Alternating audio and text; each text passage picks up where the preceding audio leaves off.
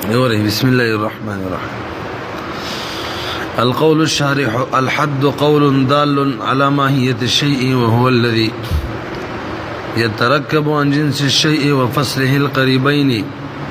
كالحيوان الناطق بالنسبة للإنسان وهو الحد التام، والحد الناقص وهو الذي يتركب من جنسه البعيد وفصله القريب كالجسم الناطق بالنسبة للإنسان، والرسم التام هو الذي يتركب من جنس القريب للشيء وخاصته اللازمة كالحيوان الضاحك في تعريف الإنسان. رئیس ابتدیزنا مصنف رحمت الله علیه د تصورات چې کوم مقصود دی داغه بیان کوي چې هغه قول شارح دی، هغه ته معرف ویل کیږي، معلومات تصوریه متویل کیږي. دې قول شارح تعریف څه داغه اقسام څه داغه بیان راته کوي. تعریف ماغه کوم چې موږ مرقات کې ویلو معرف الشيء ما يحمل على الشيء لاجل لافاده تصوره. لما مرقات کې ویلو معرف چاته ویل کیږي ما يحمل على الشيء، دا خبر ته ویل کیږي چې حملېږي على الشيء په مبتدا باندې، نو ویلو دا محمول واقع کیږي. دا هغه چاته ویل کیږي چې حملېږي په بل شي باندې او فائدہ دا ور کوي چې بچا حملېږي دا غي تصور فائدہ کوي، یعنی هغه معلومه یې مونږ ته. لکه مثال په تور باندې الانسان توس معرف دي تعریف یې سبب الانسان حیوان ناطق، حیوان ناطق موصوف صفت چې اوس خبر واقع شو، دا حیوان ناطق حمل شو بچا باندې په انسان باندې او افاده تصوره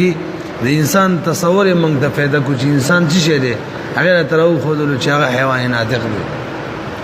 نو معرف لیکيږي قول شارح او معرف لیکيږي هغه چاته چې هغه په بل شي باندې حملېږي، یعنی معرف باندې حملېږي او د دې لپاره حملېږي چې فائدہ د معرف ورکړي. دا یې شو. او که تفسیر المنطق لذي دا خو مرقات تعریف وکړو معرف الشيء ما يحمل على الشيء لفعل تصوره. تفسیر المنطق لذي نو موږ د الترسي ویلو چې معلومات تصوریه او معلومات تصوریه او ترتیب ورکول هغه بل سره او ځکول د دې لپاره چې یو مجهول به موږ ته معلوم شي، نه معلوم تصور راته معلوم شي. دغه معلومات تصوریه د څه ویل کیږي معرف ویل کیږي. خجي دې قول شارح ته قول شارح ورته ولي وي معرف ورته ولي وي. نو مليش قول چې دې قول موږ مخکې ویلي قول په معنا د مرکب وي منطق په کتابونو کې، او عمومي تور معنی دا معرب چې دا مرکب وي د فصل قریب او جنس قریب نه یا د فصل قریب جنس بعید نه وغیرہ نزګ او تقول وي. شارح او تولي وي شارح معنا د شرح کوونکې او دام د معرب تشریح کوي کنه وضاحت کوي. خزدا دویم نو معرف ورته ولي وي او معرف معنا د تعریف کوونکې دام تعریف کوي. یو مولوی صاحب د معرب څلور اقسام دي، د قول شارح څلور اقسام دي. یو تحد تام ویل کیږي، یو تحد ناقص، یو رسم تام ویل کیږي، یو رسم ناقص. دغه څلور اقسام او تعریفونه نه مخکې موږ د حد تعریف کو، حد چاته ویل کیږي، رسم چاته ویل کیږي. مولوی صاحب حد هغه قول ته ویل کیږي چې د یو شی په ماهیت باندې دلالت وکړي، یعنی د یو شی ماهیت په کې ذکر شي. لکه انسان تعریف وکړي حیوان ناطق، د حیوان ناطق حد دی ولې د انسان په ماهیتونو دلالت وکړي، دغه ماهیت په کې ذکر شو. نو حد ویل کیږي هغه چاته چې هغه د بل شي په ماهیت باندې دلالت وکړي، د بل شي ماهیتونه په کې ذکر شي. په خبره ورسېدلې. او تعریف بذاتیات حد څه کوي چې ذاتی ماهیت وي شي د بارا نه کې یو شی ماهیت ذکر کیږي. دویم د رسم ویل کیږي اصل کې نشانه ده لغت په اعتبار سره. اکندر کله چې کور روان شي او دغه کم کندرات پاتې شي هغه ته رسم ویل کیږي، ځکه دغه کور وجود باندې نشانی چې لکه دغه کې مخکې کور او هر هغه شی چې د بل شي په لوازماتو دغه په خواصو دلالت کوي هغه رسم ویل کیږي. او رسم کې خواص ذکر کیږي نو دی یو شی په خواصو دغه په لوازماتو چې څوک دلالت کوي ته څوی رسم ویل کیږي دا عزت اوس بهرحال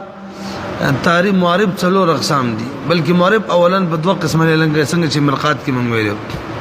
یو حقيقي دی او بل لفظي دی لفظي تعریف مونږ کړو غیا دم شي چې یو غیر مشهور لفظ تعریف کول په مشهور لفظ سره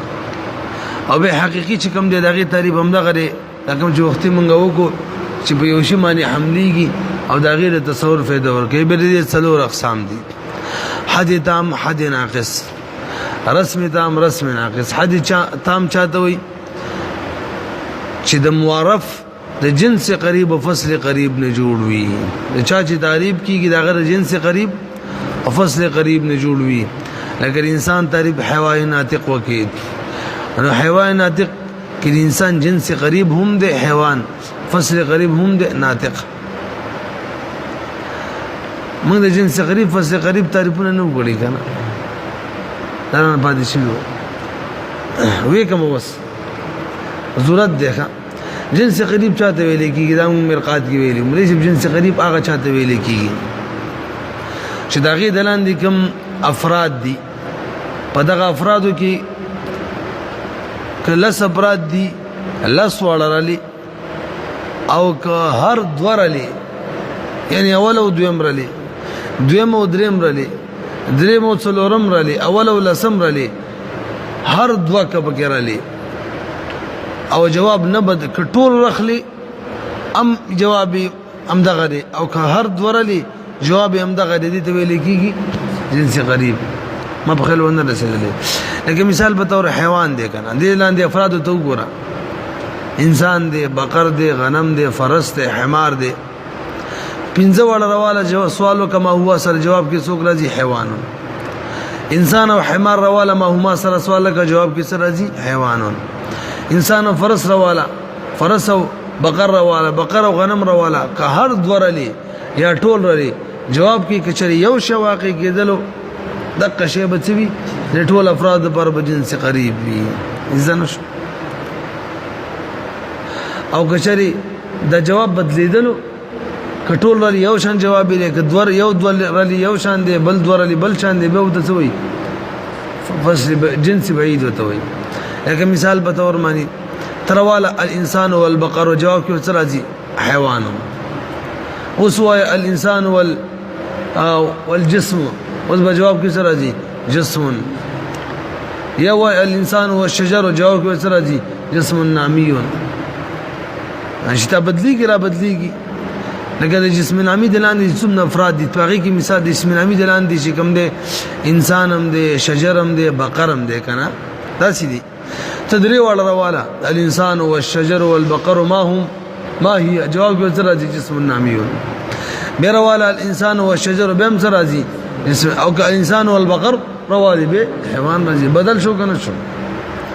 چې داغي دلاندې څومره افراد دي کاغه ته بدلې جواب بدليږي دی وخت ودی ته څه ویل کیږي جنس بعید دا موږ نه پرون پاتې شوی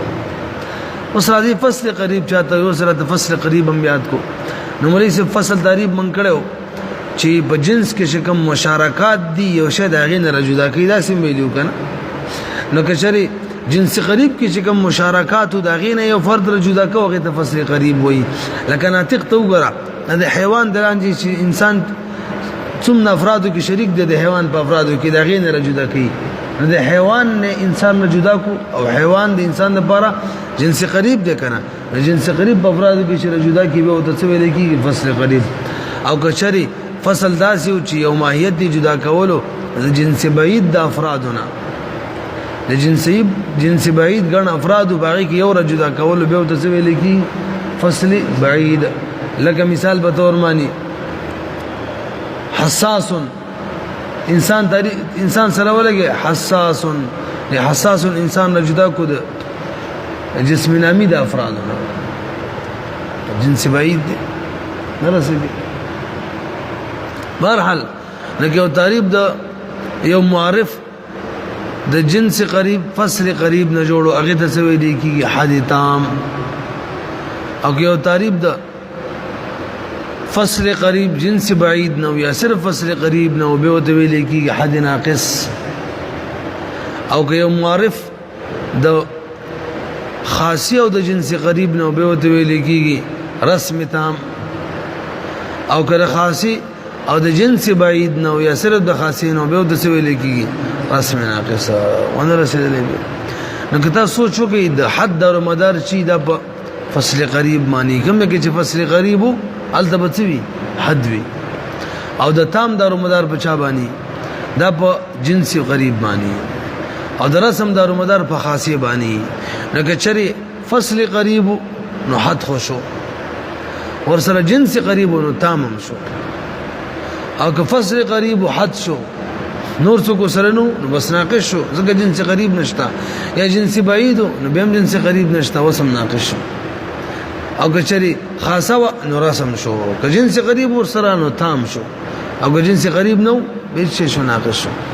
اوس تو ګوري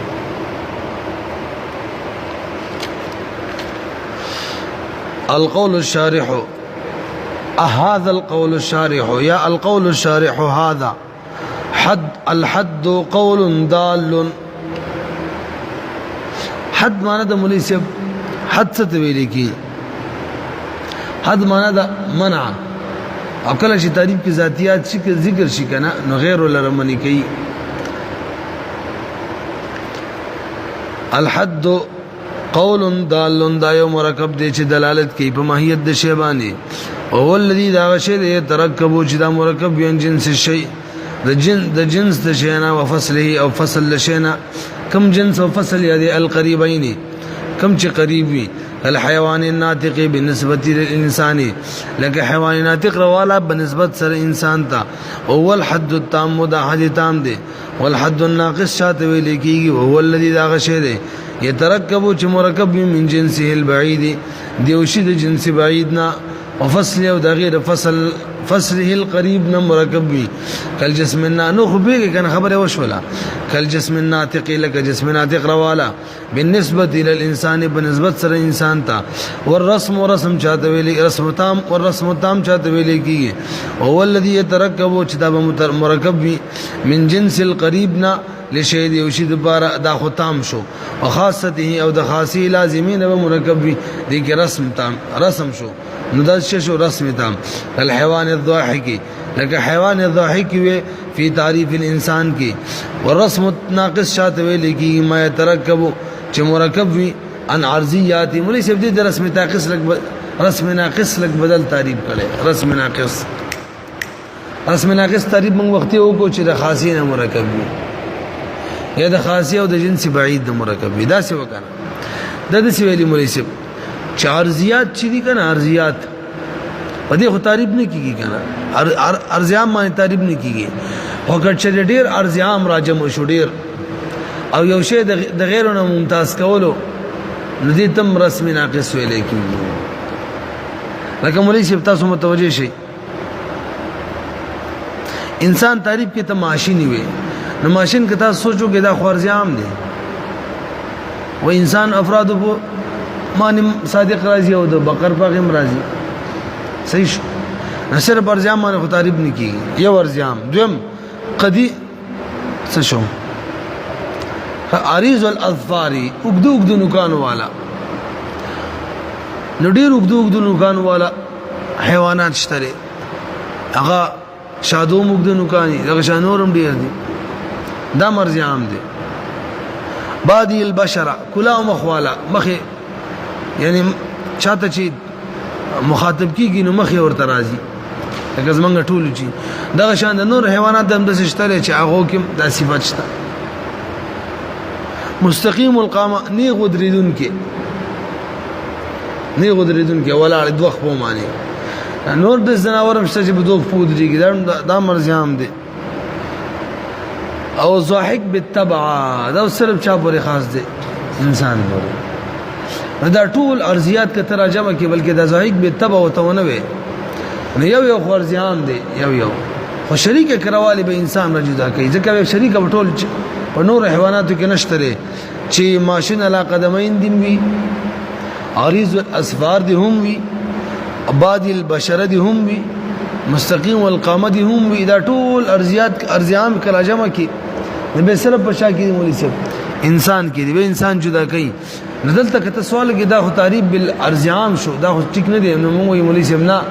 کله چې مجموعه د ارزعام مراجمه شي او یو شی را جدا کوي کنه دم خاصه د غي شوله کنه مجموعه څه شوله یو ارزعام دی خو مجموعه د غي خاصه ده ندی ته ویل کی خاصه مرکبه سره تعریف کول خاصه مرکبه ادو سره اخره کې ټکم لګول ازواحکم بالتبع فورا ورسم الناقص شری ما هغه يترکبو چې مرکب وي ان ارضیات د ارضیاتنا تختص چغه خاص وی جملتها خاص کیږي مجموعه د ارضیامو په حقیقت واحده بولی کې خاص کیږي ندام به رسم دي كقولنا فی تعریف الانسان انه ماشن دا ماشی دی علا قدمه په قدمونو باندې مزل گئی عریض الاصفار پلن نکانو والے پلن نکانو والا بعض البشرتی کلاو مخالد مستقیم القامه دی زواحق بالتبر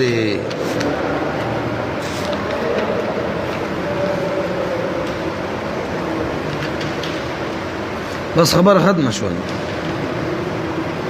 ورسی به سبا دي نشو ما دا است خالد خبر وختي کړي و چې حد خپل معنی د منع او کله چې ذاتیات ذکر شي هغه د حد ذکوي چې هغه غیر لرمنی کوي او رسم معنی چې دا خدا خود حد معنی شولا اور بسې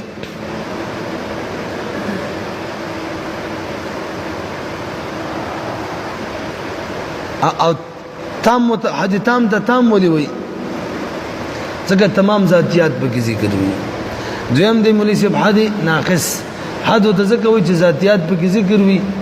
او دخول د غیر لرمانیه وي ناقص ورته ځکه وي چې ټول ذاتیات نه ذکر جنس غریب نوی ذکر نو حالانکه هغه ذاتی وي